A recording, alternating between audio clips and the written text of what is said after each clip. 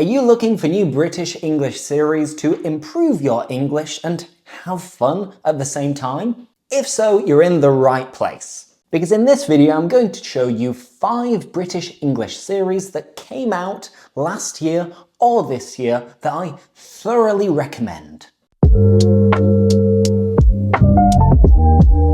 The first one is a little bit traumatic. It's Baby Reindeer.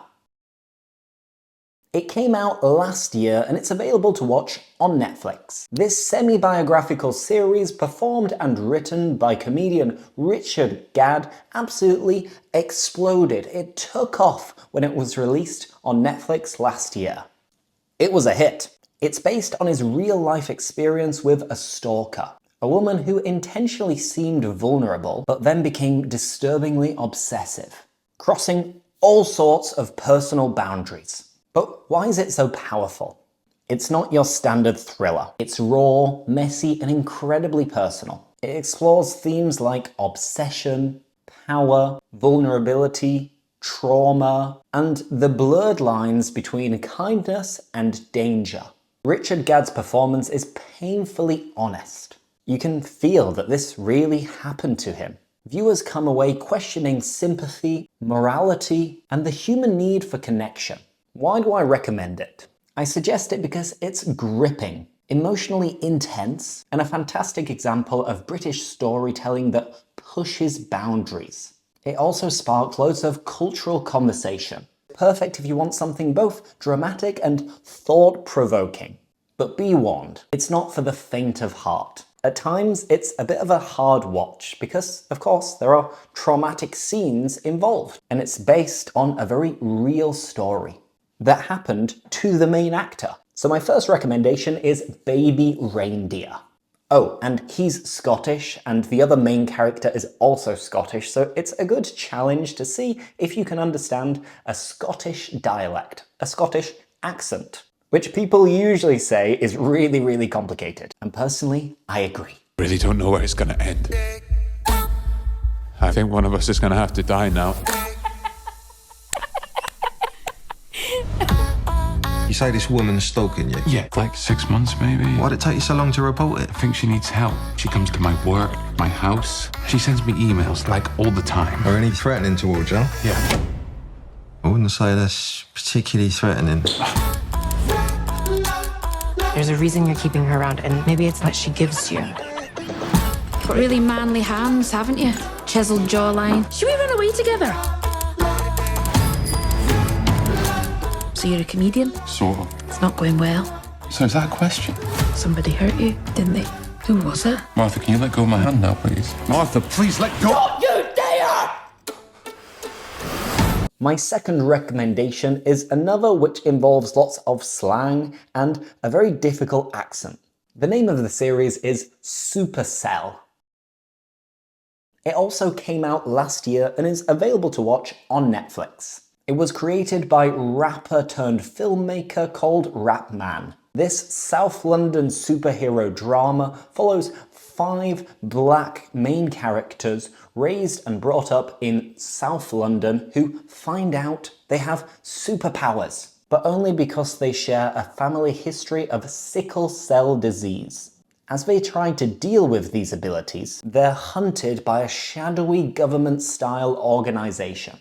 And most of them have a very difficult roadman accent, which is common in London, and it's really tricky to understand.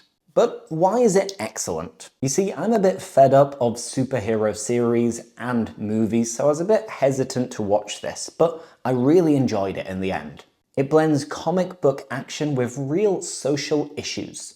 Poverty, racism, health inequalities, and it's authentic. The dialogue, the locations, and style reflect modern South London that we don't usually see on the BBC. And the cast is fresh and diverse, which makes the show feel real and relatable.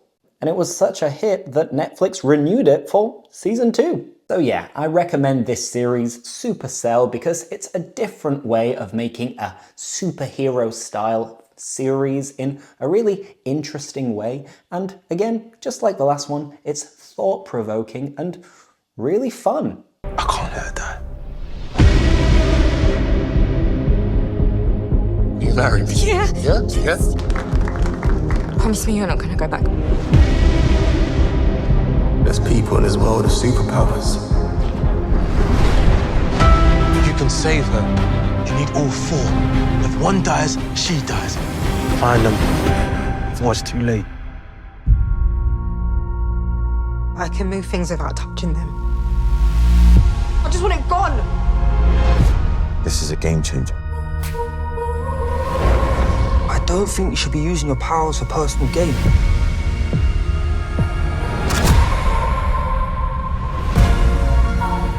You know how it feels to not be able to provide for your son. These powers are a part of us. Sis, you protected me like you always do. It's a matter of life and death. If the five of us are together, we can stop this. You're asking for too much. Hey, you're not listening to me. I can't lose you. Moving on to number 3. Once again available on Netflix and released last year, this is Black Doves. This one's a slick espionage thriller. Keira Knightley stars as Helen, a woman who's secretly part of an underground organization of spies for hire. When her double life collides with her personal one, we get secrets, betrayals, and a lot of stylish tension. Oh, and there's a little bit of politics involved as well because, well, the spy, Keira Knightley, is actually married to, I don't remember if it was the Prime Minister or someone who's in the government. But anyway, why is it interesting? It's got the glamour of an international spy thriller with lots of nice British touches. The cinematography is dark and beautifully shot, making it a nice, tense watch. And it's Keira Knightley. I mean, she delivers one of her greatest performances in recent years, and she's not around that much anymore, so it's nice to see her. So if you love intrigue, double-crossing, and sophisticated drama, this is a must-watch. It's British espionage at its stylish best. And personally, I love any kind of thriller or series which is related to the Prime Minister or global politics, so I really liked it, and you never get bored. You're always on the edge of your seat, waiting to see what's going to happen next. She's been feeding us government secrets for 10 years now. I don't need to tell you how lucrative that's been for us.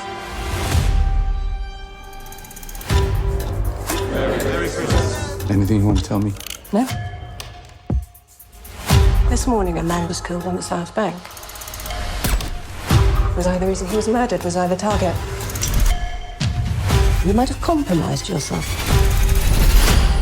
And now it's time to go to work.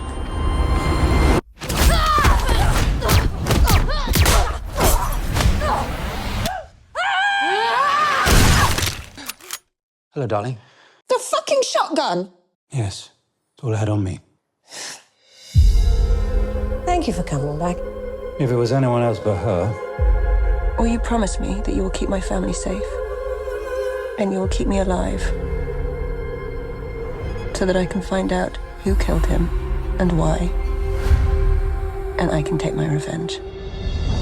From there, how about we go over number 4, which came out this year, 2025, and was a global phenomenon. It is Adolescence. Once again, available to watch on Netflix. Netflix should really be sponsoring me, don't you think? I don't need to speak about this series that much because I'm guessing you've already watched it. It is a mini-series of only 4 episodes, and it starts off with a young child, maybe 9 years old, who is accused of murder. He's accused of murdering another girl from school. And, well, his parents are shocked. The boy actually wheezes himself because he's panicking so much. And then the first episode goes through the process of arresting and then interrogating the boy. And then each other episode deals with a different aspect of, well, the system. Whether it is arresting, whether it is education at school, whether it is this idea of this toxic masculinity between young boys driven by people like Andrew Tate, and then finally it shows you how the parents try to deal with the aftermath of what happened. The interesting thing about it is that it's all shot in the same sequence. So each episode, they don't cut and then start recording again, but rather they keep shooting everything from the moment it begins until the moment it ends. So 60 minutes non-stop without pausing the recording, which, to me, is mental. It's unbelievable. I'm no film critic or series critic, but even I can recognize that this series was a masterpiece, a work of art. So yeah, I rest my case. If you haven't seen it already, check it out. And if you have, let me know. What did you think? Because I ended up having lots of little discussions and debates with my students related to this topic of youngsters, social media, this toxic masculinity, and many other topics that were brought to the surface thanks to this series. Honestly, Adolescence, it's amazing. What are you looking for? You're making a big mistake. He's only a kid. Dad, I haven't done anything!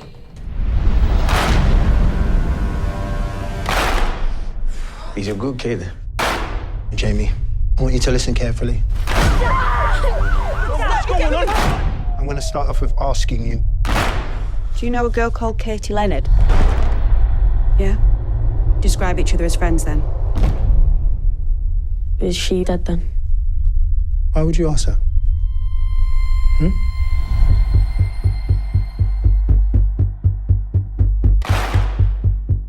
So do you think it would be okay if we speak about it? I haven't done anything. You're a good dad, a great dad. He hasn't been found guilty, he's been accused.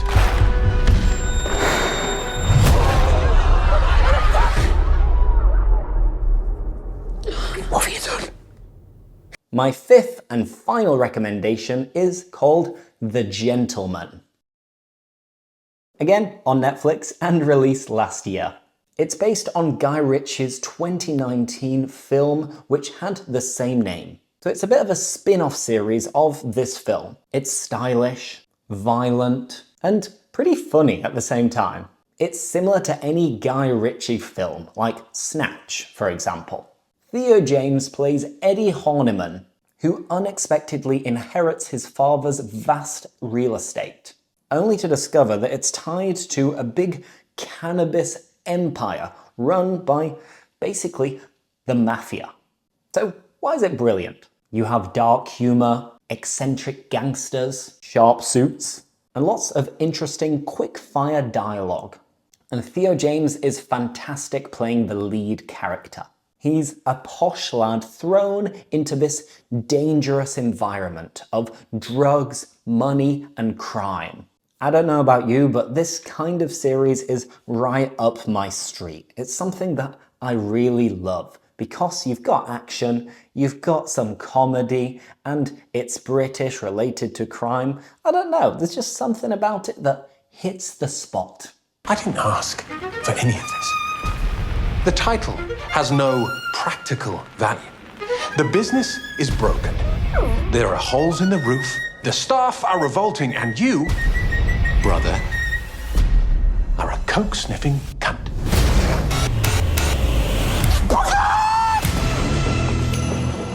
Allow me to introduce myself. I used to be in business with your father. I have certain interests that I need to discuss with you. Now, what happens down there? Must have come as a bit of a shock. Inheriting a house, title. As the new landlord, you will receive a significant amount of money in return for letting us carry out our activities. You's like a duke, innit? What the? So let's recap these 5 recommendations. Baby Reindeer, because it's raw and disturbing. Supacell, it is superheroes around South London in a very real environment.